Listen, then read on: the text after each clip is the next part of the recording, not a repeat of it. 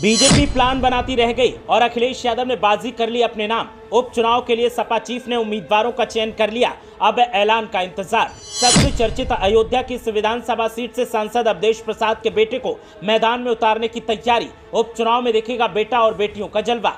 देखिए कौन सी सीट से किस उम्मीदवार के नाम पर लगाई है मुहर। सत्ता के सेमीफाइनल को जीतने का इससे मजबूत प्लान कोई और हो ही नहीं सकता।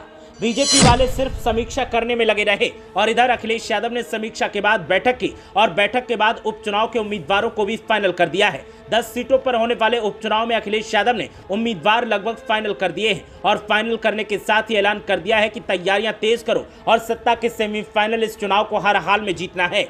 यूपी की 10 विधानसभा सीटों पर होने वाले उपचुनाव में एक बार फिर समाजवादी पार्टी और कांग्रेस एक साथ नजर आने वाले हैं। सपा अध्यक्ष अखिलेश यादव ने पार्टी मुख्यालय की बैठक में उपचुनाव में भी गठबंधन बने रहने के संकेत दिए हैं। माना जा रहा है कि सपा अयोध्या से अवधेश प्रसाद के बेटे को टिकट दे सकती है, वहीं पार्टी कटहरी सीट से लालजी वर्मा की बेटी छाया वर्मा को चुनाव लड़वा सकती है। कानपुर की सीसामऊ सीट से इरफान सोलंकी की पत्नी को मैदान में उतारा जा सकता है। दरअसल यूपी में 10 सीटों पर उपचुनाव होने हैं। इसमें करहल, मिल्कीपुर, सीसामऊ, कुनरकी, कटहरी, मीरापुर, फूलपुर, गाजियाबाद, खैर और मजवा सीट शामिल हैं। अयोध्या से सांसद चुने गए अवधेश प्रसाद पहले मिल्कीपुर विधानसभा सीट से विधायक थे।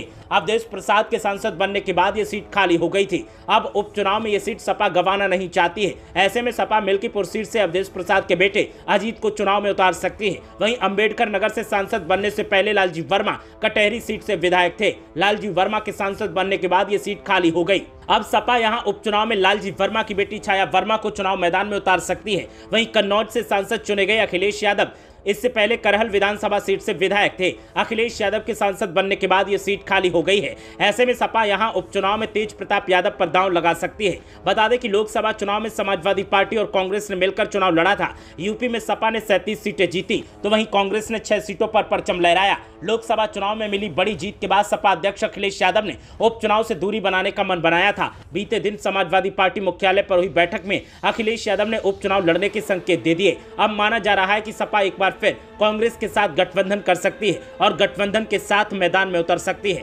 समाजवादी पार्टी की कोशिश है कि उपचुनाव में ज्यादा से ज्यादा सीटों पर जीत हासिल की जाए और सत्ताधारियों को बताया जाए कि हम आपसे किसी भी लिहाज से कमजोर नहीं हैं। आपको बता दें कि सियासी जानकारों का कहना है कि 10 विधानसभा सीटों पर उपचुनाव होना है और ये बेहद निर्णायक विधानसभा सीटें हैं। इस उपचुनाव में जो पार्टी सबसे ज्यादा सीटें जीतेगी 2027 विधानसभा चुनाव में उसके जीतने के चांस ज्यादा बन जाएंगे। तो ऐसे में समाजवादी पार्टी हो या बीजेपी, दोनों ही दलों की तरफ से लगातार अपने अपने उम्मीदवारों के चयन के लिए कवायद की जा रही है। तो वहीं चुनावी तैयारियां भी तेज की जा रही हैं ताकि ज्यादा से ज्यादा सीटें जीती जा सकें और विधानसभा चुनाव में अपना परचम लहराया जा सके।